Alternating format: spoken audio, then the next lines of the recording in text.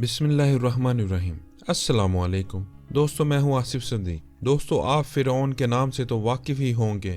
آج میں آپ کو اس کی زندگی کے بارے میں بتاؤں گا کہ کس طرح ایک بے روزگار شخص ملک مصر کا بادشاہ بن گیا اور لوگوں نے اس کی پرستش شروع کر دی۔ فرعون کے باپ کا نام معصب اور دادا کا نام ملک ریان تھا۔ فرعون کی پیدائش بلخ میں ہوئی۔ جب وہ بڑا ہوا تو کام کی تلاش میں اپنے شہر سے نکل پڑا۔ راستے میں حمان نامی شخص اس کا دوست بن گیا اور دونوں مختلف شہروں سے ہوتے ہوئے مصر آن پہنچے، اور جب کام کی تلاش کے باوجود اس کو اس کی مرضی کا کام نہ مل سکا تو اس نے شاہ مصر کو درخواست پیش کر دی کہ میں بعید الوطن غریب ہوں اور کھانے پینے سے بھی عاجز ہوں۔ فدوی کو کوئی کام اس شہر میں جہاں پناہ کی سرکار اعلیٰ میں موقف گزرے تو غلام کو اس جگہ پر مامور فرما کر سرفراز فرمائے۔ اس بدبخت کا نصیب بیدار تھا۔ یہ دیکھتے ہی بادشاہ مصر کا حکم ہوا کہ تو کون سا کام کرنا چاہتا ہے؟ وہ بولا کہ قبروں کی کھودائی اس شہر کی چاہتا ہوں کہ بے اجازت میری کوئی وہاں مردہ نہ گاڑنے پائے۔ یہ سن کر بادشاہ مصر نے اس کو قبرستان کی داروغی دے دی۔ تب دروازے پر قبرستان کے جا بیٹھا۔ قضاء الہی سے ایسا ہوا کہ اسی سال میں مصر میں وبا پھیل گئی اور بہت آدمی مرنے لگے۔ فرعون نے جب یہ دیکھا تو اس نے ہر ایک لاش کے وارثوں سے ایک ایک درہم سونے کا لینا شروع کر دیا۔ اس طریقے سے تھوڑے ہی دنوں میں اس کے پاس بہت سا روپیہ جمع ہو گیا۔ پھر اس روپے کو مقربان بادشاہ کو دے کر تمام شہر کی داروغی لے لی اور شاہ مصر اس کو پیار کرتا اور خلت بھی دیتا۔ اتفاقاً قضاء الہی سے وزیر مصر مر گیا۔ اس کے بعد فرعون ہی کو بادشاہ مصر نے وزیر مقرر کر دیا۔ اس وقت فرعون نے حامان سے کہا کہ میں چاہتا ہوں کہ میں خدائی کا دعویٰ کروں تاکہ ساری مخلوق مجھ کو اپنا معبود جانے اور میری پوجا کرے۔ یہ سن کر حامان نے اس سے کہا کہ اگر تو خدائی چاہتا ہے تو یہ کام آہستہ آہستہ کر، سب سے پہلے تو مخلوق اپنے ہاتھ میں لے لو۔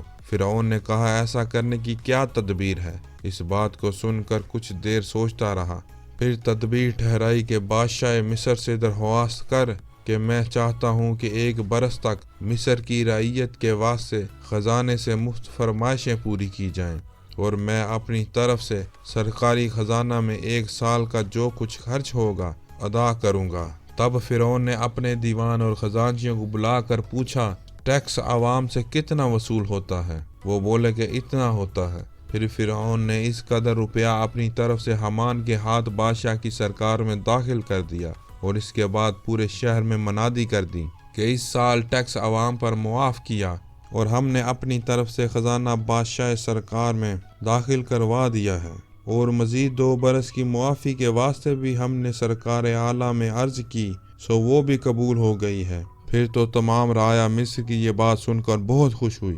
غریب و مساکین جتنے تھے سب نے فرعون کی ترقی کے واسطے دعائیں کی اور سب کے سب خدا کا شکر بجا لائے۔ پس 3 سال کا خزانہ موقوف ہونے سے مصر کی رعایا کو فراغت ہو گئی اور پھر چند ہی روز بعد بادشاہ فوت ہو گیا۔ 3 دن تک تعزیت کی گئی اور چوتھے روز تمام شہر کے لوگ، قاضی، مفتی، عالم، فاضل، امراء و غربا، چھوٹے بڑے سب بادشاہی دربار میں حاضر ہوئے اور کہنے لگے کہ بادشاہ کے تخت پر کس کو بٹھانا چاہیے، چونکہ مصر کے لوگوں نے فرعون سے نیکی دیکھی تھی کہ 3 برس کا ٹیکس مصر کا معاف کیا تھا اور اپنے پاس سے 3 برس کا روپیہ بادشاہ کو دیا تھا، اس لیے سب اس سے خوش تھے۔ یہ خیر خواہی دیکھ کر سب نے اس فرعون مردود کو تخت پر لے جا کر بٹھا دیا۔ جب یہ ملعون مصر کا بادشاہ ہوا اور پھر اس نے حامان بے ایمان کو اپنا وزیر بنا لیا۔ حامان سے اس نے کہا کہ اب کوئی ایسی تدبیر کرنی چاہیے کہ تمام ملک مصر کے باشندے اور تمام خلائق مجھ کو خدا مانیں اور مجھ ہی کو معبود جانیں اور میری پرستش کریں۔ اس کے وزیر حامان نے فرعون ملعون کو یہ صلاح دی کہ پہلے مصر میں یہ حکم دیا جائے کہ اس وقت تمام علماء و فضلاء جتنے ہیں ہمارے ملک میں درس و تدریس نہ دینے پائیں اور اپنے تمام تدریسی سلسلے کو بالکل ختم کر دیں۔ اس تدبیر سے آہستہ آہستہ لوگ اپنے دین سے بے خبر ہوتے رہیں گے اور جو آئندہ پیدا ہوں گے وہ سب کے سب بغیر علم کے جاہل ہوں گے۔ اس طرح آہستہ آہستہ اپنے اپنے دین سے برگشتہ ہو جائیں گے۔ یہ بات حامان کی سن کر فرعون ملعون نے اپنے ملک مصر میں اعلان کر دیا کہ میرے ملک میں کوئی بھی علم نہ سیکھنے پائے، فوراً درس و تدریس کو بند کر دیں ورنہ ہم ان سب کو قتل کرا دیں گے۔ فرعون بادشاہ کا یہ حکم سن کر اور اس کے قتل کرانے کے خوف سے سب نے درس و تدریس کا سلسلہ بند کر دیا اور بالکل لکھنا پڑھنا چھوڑ دیا۔ چنانچہ چند ہی روز گزرے تھے کہ سارا ملک جاہل بن گیا اور اپنے حقیقی خدا کو بالکل ہی بھول گئے۔ اس کے بعد فرعون نے حکم کیا کہ تمام لوگ اپنے اپنے بتوں کو سجدہ کیا کریں۔ پس ایک قوم قبطی جو کثیر تعداد میں تھی، اس نے بت پرستی شروع کر دی اور یہ سلسلہ تقریباً 20 برس تک رہا۔ پھر اس کے بعد فرعون ملعون نے اعلان کرایا اور اس اعلان میں یہ الفاظ لوگوں کے کانوں تک پہنچائے جس کو قرآن مجید نے سورہ النازعات میں نقل فرمایا ہے۔ پس لوگوں کو جمع کیا، پھر ان لوگوں سے کہا کہ میں ہوں رب تمہارا سب سے بڑا اور بلند، اور اس حالت میں 40 برس گزرے۔ اس کے بعد تمام بتوں کو توڑ ڈالا۔ پھر اس قوم قبطی نے فرعون کو پوجنا شروع کر دیا۔ اس قوم پر فرعون ملعون بہت نوازش کرتا، اور دوسری قوم جو بنی اسرائیل تھی وہ اس کو خدا نہیں مانتے تھے، ان کو طرح طرح سے تکلیفیں دیتا، کیونکہ بنی اسرائیل قوم تو دین یوسف پر قائم تھی، اور ٹیکس کی صورت میں فرعون ملعون ان سے قبطیوں کی خدمت کرواتا اور ان کی ہر وقت تحقیر کرتا، اور جن کاموں کو وہ ناچیز سمجھتا تھا، مثلا محنت اور بوجھ اٹھانا، لکڑی چیرنا اور گھاس کاٹنا، جھاڑو کشی کرنا اور گوبر پھینکنا، ان سب کاموں پر مقرر کیا تھا۔ اور کچھ لوگوں کو بنی اسرائیل قوم میں سے مختلف شہروں اور دیہات میں اپنے تابعین کی خدمت میں بھیج دیتا اور ان کی عورتوں سے اپنی عورتوں کی خدمت لیتا، غرضے کہ بنی اسرائیل قوم کی عزت وقار نہیں کرتا تھا، مگر صرف ایک عورت کے جن کا نام آسیہ تھا، وہ بنی اسرائیل قوم میں سے تھیں اور بڑی ہی حسین و جمیل تھیں، لیکن وہ اپنے آباء و اجداد کے دین پر ہی تھیں اور ان کے حسائل بھی شہرائے آفاق تھے۔ فرعون ملعون ان کو اپنے نکاح میں لایا تھا، اور بعض مورخین نے کہا ہے کہ فرعون نے ان کو اپنا پرستادہ جان کر بڑی عزت سے اپنے گھر میں رکھا تھا، مگر وہ اپنے دین میں بہت مضبوط تھیں اور وہ خلاف شرع نہیں چلتی تھیں۔ اور ہمارے رسول اکرم صلی اللہ علیہ وآلہ وسلم نے 5 عورتوں کی پاکی اور بزرگی بیان فرمائی ہے۔ ایک حضرت موسیٰ علیہ السلام کی ماں، اور دوسری حضرت مریم بنت عمران، اور تیسری خدیجہ الکبریٰ جو کہ حضور اکرم صلی اللہ علیہ وآلہ وسلم کی زوجہ مطہرہ تھیں، اور چوتھی حضرت فاطمہ الزہرا بنت رسول خدا صلی اللہ علیہ وآلہ وسلم، اور 5ویں بی بی آسیہ رضی اللہ تعالی عنہا، کیونکہ یہ سب صالحہ تھیں۔ قوم بنی اسرائیل 13 برس تک فرعون کے عذاب میں اور اس کی قوم کی خدمت میں گرفتار رہی۔ مرد و زن اس قوم کی خدمت کرتے اور ان کی بار برداری میں لگے رہتے اور صبر کرتے تھے، لیکن باوجود اتنی سخت تکلیف کہ وہ اپنے آبائی دین اسلام سے نہیں پھرے، اسی حالت میں وہ شب و روز استغفار و خدا کی عبادت کرتے تھے۔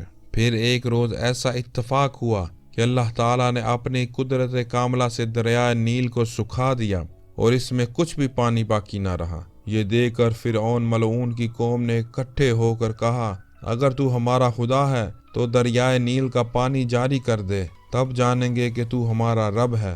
پس فرعون نے یہ بات سنی اور سنتے ہی 7 لاکھ سوار اپنے ہمراہ لے کر میدان سعید الاعلیٰ کی طرف نکل گیا اور ایک ایک منزل پر 1 لاکھ سواروں کو چھوڑتا گیا۔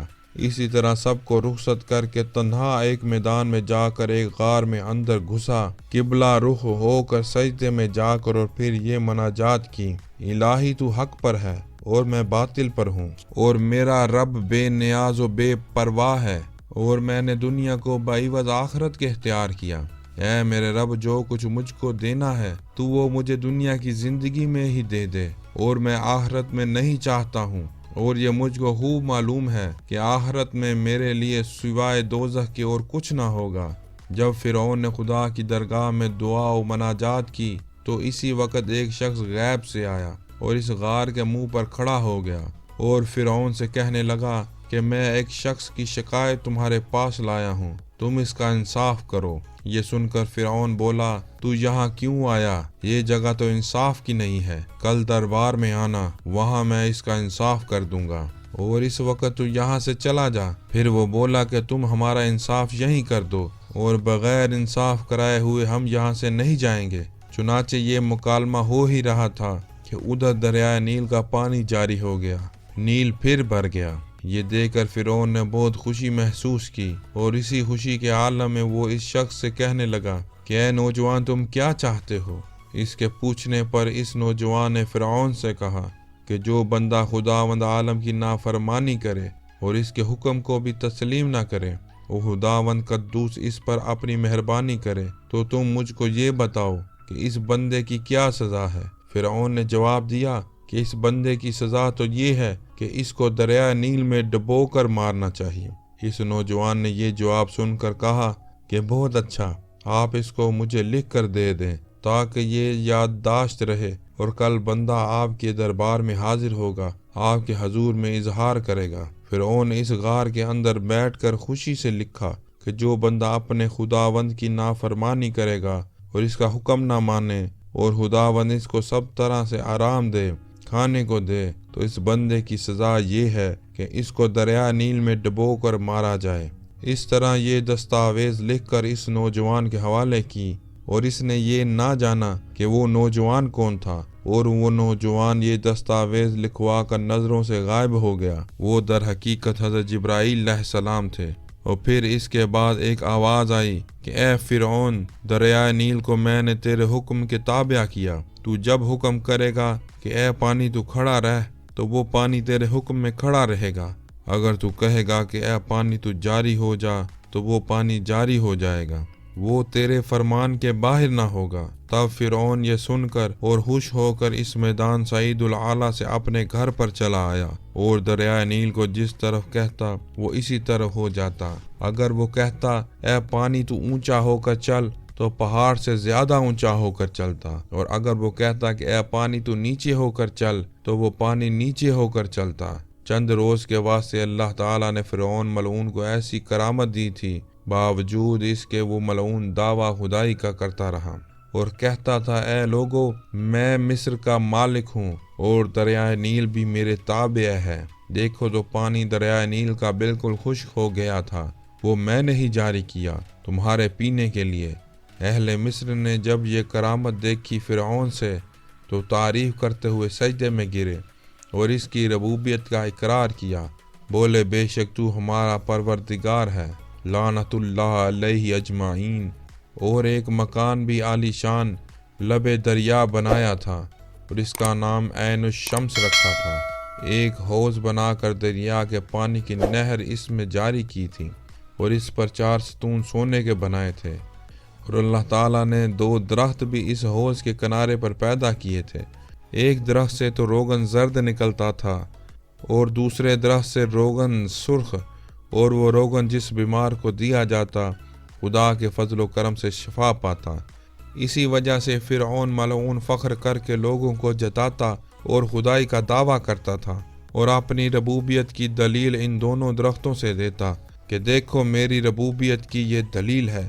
चुनाचे महलूक ने जब इन दरख्तों पर गौर किया और इसमें फिरौन की करामत ज़ाहिर पाई जो वो कहता, इसी वजह से खल्क और भी फिरौन की रबूबियत की कायल होकर गुमराह होती चली गई और तमाम मुल्क में गुमराही फैल गई।